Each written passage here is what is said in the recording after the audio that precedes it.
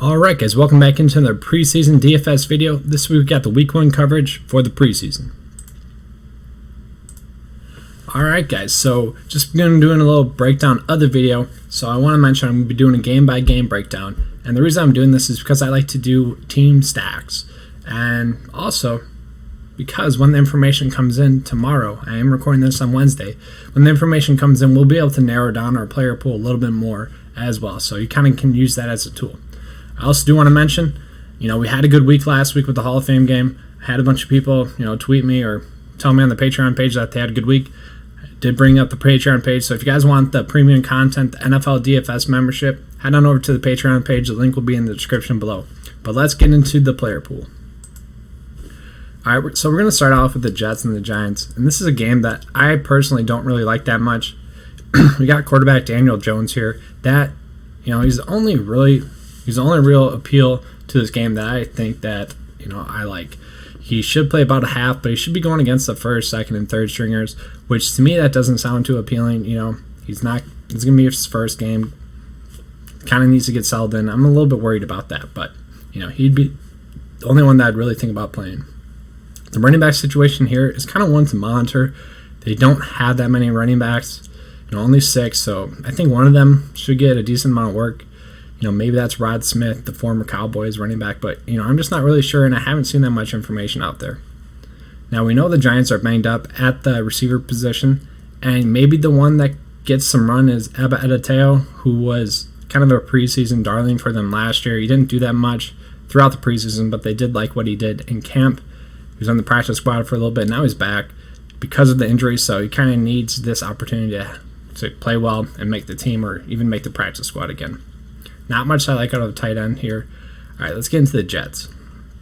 So Jets-wise, I don't like really the quarterback situation here. They have 4 quarterbacks. Anytime we have 4 quarterbacks and none of them sitting, I don't really like it. I do want to mention Ty Montgomery more for season-long or best ball drafts. He does seem to be the favorite for the second running back position. They really like him out of the camp. They're hyping him a lot. So if you're drafting him, maybe you want to handcuff him with Le'Veon Bell. But we're not going to be playing him in week 1 of the preseason. I do want to mention the tight end situation. So Trevon Wesco here, he's kind of more of a receiving tight end. I know Chris Herndon's there. We're not sure if he's going to play or not. He is suspended for the first 4 games of the regular season, but typically those players can play during the preseason, and some teams will choose to do that. So we'll kind of have to wait and see on that news.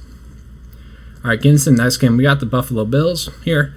Now, Tyree Jackson is one play that I do like. I think he's going to play quite a bit as well. Maybe a full half. We'll have to wait and see on that news. Not sure how much Josh Allen is going to play, and Matt Barkley shouldn't play that much as well. So Tyree Jackson should get quite a bit of playing time, and there are some players that we can stack him with. I do like Devin Singletary here as well, the 7th round pick for the Buffalo Bills. Getting a decent amount of hype out of camp as well. We know that they have old Frank Gore and LaShawn McCoy there, so if Devin Singletary puts together a good week here and another good week in the preseason, those guys could be out the door. Ray-Ray McCloud is the guy that had a good camp last year, pretty decent preseason production as well. He's a guy that they wanted to get on the playing field during the regular season, but he kind of just got banged up. He's having a good camp once again this year, so they do like him. I also really like Isaiah McKenzie. I'm not sure how much he's going to play, but he's a guy that had a decent preseason last year for the Broncos. Came over to the Bills, had a relatively decent year throughout the season. If he goes out and has like 5 DK points, which on a preseason slate, that's really not too bad.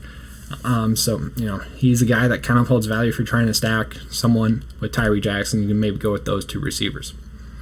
All right, getting into the Colts side of the ball, I do like Phillip Walker. Andrew Luck's not going to play, and I'm not sure how much Jacoby Brissett's going to play. I think we're going to see a lot of Phillip Walker and Chad Kelly. Now, Chad Kelly is listed as out. As far as the information I've seen, he's going to play. Chad Kelly was a preseason stud for me last year. He was honestly probably the Broncos' best quarterback last year, but he had some off-the-field issues, so they had to release him. But whenever he steps on the field, he does play really well. Chad Kelly is a guy that, he won me a decent amount of money. I forget which week it was, maybe week 4 of the preseason, or maybe it was week 1. So, kind of, maybe I'm a little biased there, but I like him still. Miles Sanders here for the Eagles. He has been getting a ton of hype out of camp. They have a ton of running backs as well. I'm not sure which ones are going to play or not, but I do think they'll try to get a good look at him, see if he's actually ready to take over for the starting position there for the Eagles. Now, Shelton Gibson, he was a top 10 preseason receiver last year. I'm not sure if that's going to carry over because he's injured, and if he actually misses a game because he's injured, I like Mac Hollins here and Greg Ward, who were both kind of standouts in camp last year as well. All right, getting into the other side of the ball here, well, we'll touch on tight ends. So I'm not sure if any of these tight ends hold value. I know that there's only 4 active there, and we know Ertz isn't going to play that much. I wonder how much Dallas Goedert's going to play. If Goddard does play a decent amount, he would be an appealing option.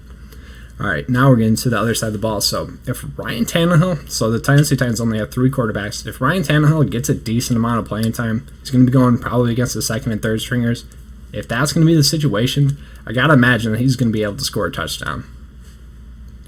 Now, getting into the running back situation, so we got Alex Barnes here. He repped 34 reps on the bench press at the combine. So he's a rookie running back. He's not the best, but he should get a ton of opportunity here this week in week 1 of the preseason. I don't mind that as a play as well.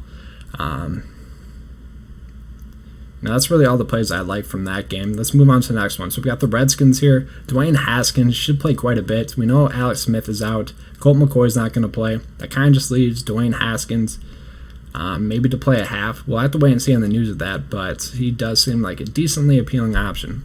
Darius Geis, we're not sure if he's going to play or not. He's been banged up recently. So if he doesn't play, I kind of like Craig Reynolds here, who might be taking over for that Crepee Bibbs role. Crepee Bibbs played pretty well in the preseason last year, got used a lot in the receiving game, and I could see Reynolds being used that way. Really wouldn't surprise me too much if that does happen. All right, moving on, we got Terry here, who's been getting a ton of hype out of camp. Coaches really like what they're seeing in him. He could be a guy that has sneaky fantasy football value season long as well, and that's one of the reasons why I like doing this, because not only can we make money during the preseason, but it also could help us in fantasy football season long. He's a guy that's getting a ton of hype. I do like him for week 1 of the preseason. All right, moving on to the Cleveland side of the ball here. 9 quarterbacks that I like. Running back situation's a little bit iffy. The receiver situation, they have some injuries there. Antonio Callaway was a guy that was catching my eye, just because I think he'll play a decent amount. Obviously, we know he had a decent year last year as a rookie. Got a lot of hype out of camp last year as well. He's a solid player, and if he does get a decent amount of playing time, he'll be able to produce. Going a little bit lower here, I think, there is another receiving option here. Kind of got to see it. Jalen Strong's been one of those players that has been getting a ton of hype out of the preseason. Maybe they try to see what they got in him week 1, and if they don't have anything, maybe he gets cut. It's kind of one of those weird situations. I do think one of the Titans here could hold value. Kind of got to wait and see on the news there of who's going to be playing. Maybe if someone's going to play a full half, we'll roll with one of them. All right, moving on to the next game. So there's no quarterbacks that I like there, really. Running back situations, maybe we can monitor that. Nothing I like right now. DJ Chark, though, he's a pretty decent player. If he goes out and plays well, I wouldn't be surprised. Tyree Brady here, he's been getting a pretty decent amount of hype out of preseason as well. That's kind of one of the things that we have to look at. Which players are getting hype? I have looked at some of his film. It's been decent as well. Those are 2 players that I don't mind. I wish I could stack them with a quarterback, so if we get more information on that, that'll be something that I look for. Trace McSorley, he seems like he's going to get a ton of playing time in week 1 of the preseason. We know that Robert Griffin's out, so Trace McSorley is a guy that's looked sharp in camp. He was a pretty solid quarterback at Penn State throughout college. He's one of my favorite quarterbacks on the slate. Now, the Baltimore Ravens have run the ball the most the last 2 years in the preseason, and actually dating back to 2013, they've run the ball the most in the preseason. So we know that one of these running backs are going to hold value. Kenneth Dixon's kind of on a roster bubble. DeLance Turner's a guy that they liked last year in the preseason and in camp, but I like Justice Hill the most. He's a really fast back, and I just kind of like what I saw out of his college production as well. I think they'll try to get a nice look at him and see kind of what they got in him, but also I wouldn't be surprised. One of those 3 running backs is going to hold value this week and throughout the preseason. Just kind of trying to figure out which one it is. My bet's on Hill. So Jared Stidham, he is the quarterback that's getting a ton of hype for the Patriots. We saw it last year, how they kind of used, or how they did playing time. Brian Hoyer played about a half, and then Danny Etling came in and played about a half. I think that'll be the same for Stidham here. The Patriots are normally a pretty decent producer for DFS points in the preseason. I do want to bring up Danny Etling here. He's listed as a quarterback. He'll probably play mostly receiver, though. He might get a drive or two at QB, but he's mostly going to be playing at receiver. If he was at receiver, I'd maybe think about playing him, but he's not. Also, the Patriots do like to kind of run a scrub running back into the ground during the preseason. I don't know, it's just kind of something that they do. They did with Ralph Webb last year. So that kind of brings up the point that I want to make with Nick here. You know, he might get a ton of playing time. Maybe he gets 10 touches. I don't think that's too far of a projection. So he could play well, but we do have Damian Harris there, who is a rookie running back. He should get a decent amount of touches as well. We know Sony's the starter. James White's after that. Those two guys shouldn't get too much run in this game in week 1. So I do kind of want to see what we have in those two running backs. All right, for the Patriots receivers, there's always a couple that hold value. The one that's been sticking out to me the most is going to be Myers here. Myers has been getting a ton of hype out of camp as well. They're kind of just impressed with what they have in them. Also, you know, with these players like this, they want to see what they have in them, see if they're worth cutting, keeping on the practice squad, or having in their active roster. That's kind of why they play these younger guys quite a bit. Stephen Anderson's a receiving tight end. I just thought I'd bring that up. Maybe held some value. Sometimes in the preseason, Patriots tight ends have held value. All right, so none of these quarterbacks I really like. Tom Savage isn't that big of a factor to me. David Fowles, he played horribly for the Miami Dolphins last year in the preseason. 0 touchdowns and 3 interceptions, but he's had a full year under his belt now. He should be a little bit better, and he should see a decent amount of playing time as well. Now, Mark Thompson, he is a running back that also did pretty good for the Baltimore Ravens last year. He was the odd man out of that group, and now he's with the Detroit Lions. Should get a pretty decent amount of work in week 1 of the preseason. Also, Ty Johnson here. A lot of people think that he's the reason why Theo Riddick got cut. So those are the two running backs I'll be looking at for the Detroit Lions. Detroit receiving weapons, Travis here has been getting a pretty decent amount of hype out of camp. I do like his route running abilities. The film that he's shown has been pretty decent, so I think you could stack David Fowles with Travis there and have a pretty decent lineup, but then you can also stack it with the tight end here, who will probably be the highest owned tight end on the slate, TJ Hawkinson. He's just getting a ton of hype out of camp. And, normally tight ends don't do that well their first year in the NFL, so why not just try to get them more acclimated to the game, the NFL style of the game? So I think he'll play a decent amount in preseason week 1. So Atlanta Falcons, Kurt Benkirk is now on IR. They brought in Matt Sims, who isn't that good. Matt Schaub should play quite a bit, and, he didn't look good last week, so maybe we just play the Dolphins defense here. But I just want to bring it up. Matt Schaub should play quite a bit. Matt Sims actually only had 2 touchdowns and 7 INTs in the AAF. So obviously that's not really good. Brian Hill was a guy that played pretty well and looked pretty good in the Hall of Fame game there last week, so I don't mind him. Christian Blake was our favorite receiver on the slate last week in the Hall of Fame game. He ended up producing, was the top receiver on the slate. He didn't score a touchdown, but he had the most receptions and the most yards, so I did like that. Getting into the quarterback situation here for the Dolphins, Josh Rosen should play a decent amount. I'm not sure how much Fitzpatrick's going to play, but you got to imagine Josh Rosen's going to play quite a bit. They say that he's been looking a little bit sharper in camp, but I also do like Jake Rudock, who I played quite a bit last year in the preseason, and I think 2 years ago as well when he was with the Detroit Lions. He plays well against the scrubs, so he should be playing against the scrubs once again. He should hold some pretty decent value for us. Looking at the receivers here, Preston Williams, he's been getting a ton of work now that the Dolphins are a little bit banged up at the receiver spot, and they also like what they see in him.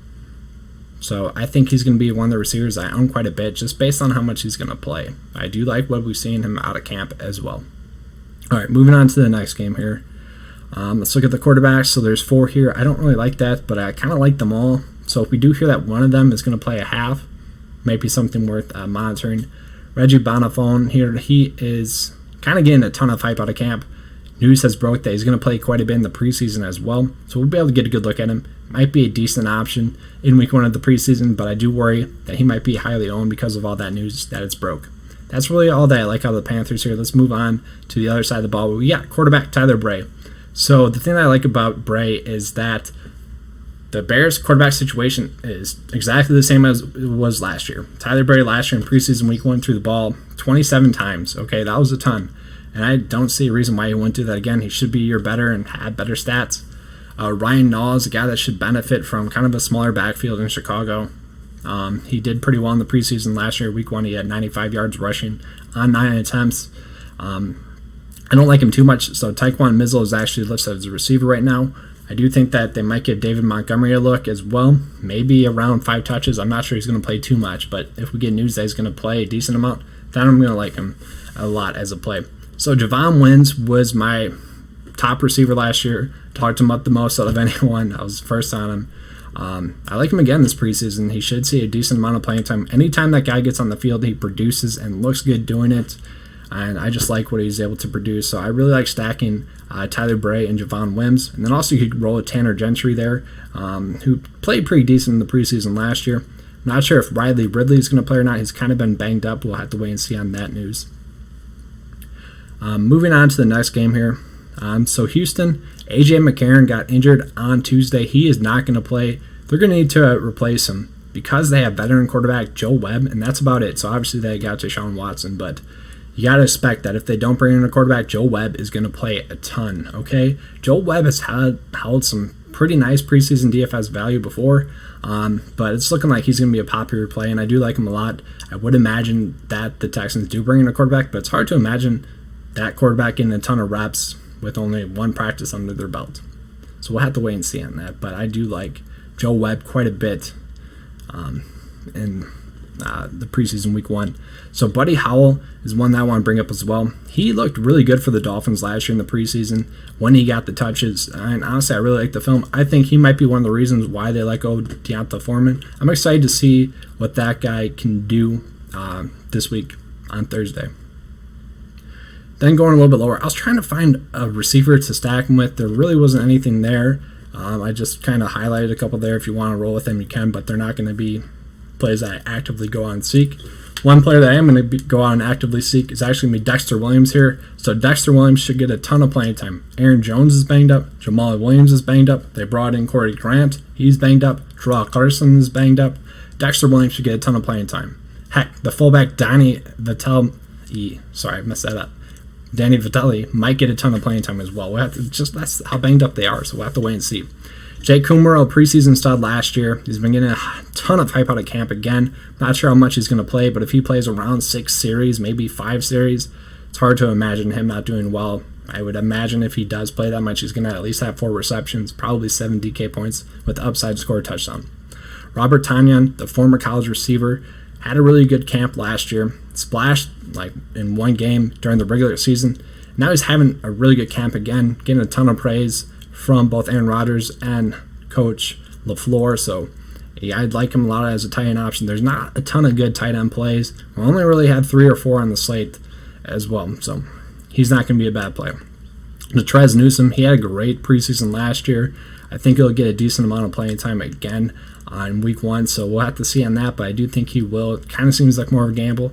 Artavis Scott and Davis here, those are 2 Charger receivers that I do like. They're kind of on the outside looking in, battling for that 5th and 6th receiver spot, but they're guys that stood out in camp last year. They're receivers that they do like. Tyrell Williams is gone now, so they have a chance to step up. All right, so we got the Arizona Cardinals, and it's kind of hard to predict playing time. It does seem like Kyler Murray's not going to play that much. We got to wonder how much Brett Hundley's going to play. I think Drew Anderson has a chance to see a full half of play, and he has been playing pretty well in camp thus far. They think that he has a pretty good shot of actually being the 3rd-string quarterback for them, so that'd be pretty nice. I want to touch on Hakeem Butler. So he hasn't been getting that much praise recently in camp. He did at the start of it, but it's kind of faded now. But if Hakeem Butler is going to be going against 3rd and 4th string defensive players, this guy was a former college stud last year. I mean, he was one of the best receivers in college football last year. If he's going to be going against that same caliber talent, I like him a lot on this slate, especially in an air raid offense that's supposed to go out and dominate and just throw the ball a ton. That makes me like Hakeem Butler a lot. Now, Johnson, he's going to be probably the more popular play on the slate, which I do think I'll play him quite a bit, especially if I'm trying to do some game stacks or team stacks. So those are 2 plays I do like a lot. Andy Isabella will have to wait on the news there and see if he's going to play or not. He has been banged up, but if he plays, I do like him as well as a play. All right, moving on to the last game on the slate. So with the Broncos here, I don't really like any of the offensive plays, but I really do like the Broncos as a defense, and I'll touch on why.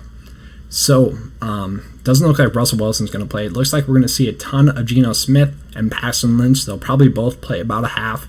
It does seem like they're in a battle for that second QB spot.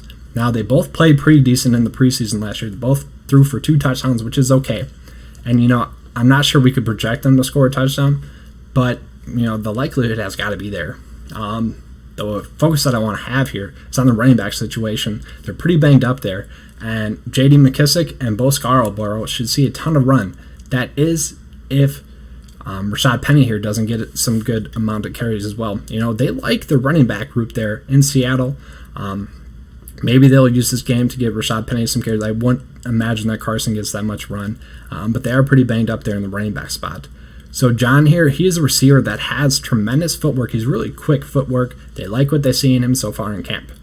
Nick Vannett is the only healthy tight end on the Seattle Seahawks so far. The only other one that you see there is a long snapper. So Vannett is the only healthy tight end for the Seattle Seahawks. You got to imagine he's going to get involved in the passing game somewhat. So that's a play that I really do like. All right, guys, we're going to do the send-off here.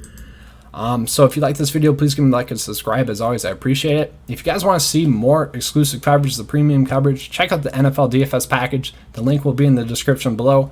Like I said earlier in the video, the people that have that membership really liked the information that we gave in the Hall of Fame game. They all did really well. So check that out. $10 a month throughout the whole season. We'll have you guys covered. All right, thanks for watching. And as always, let's keep cashing. All right.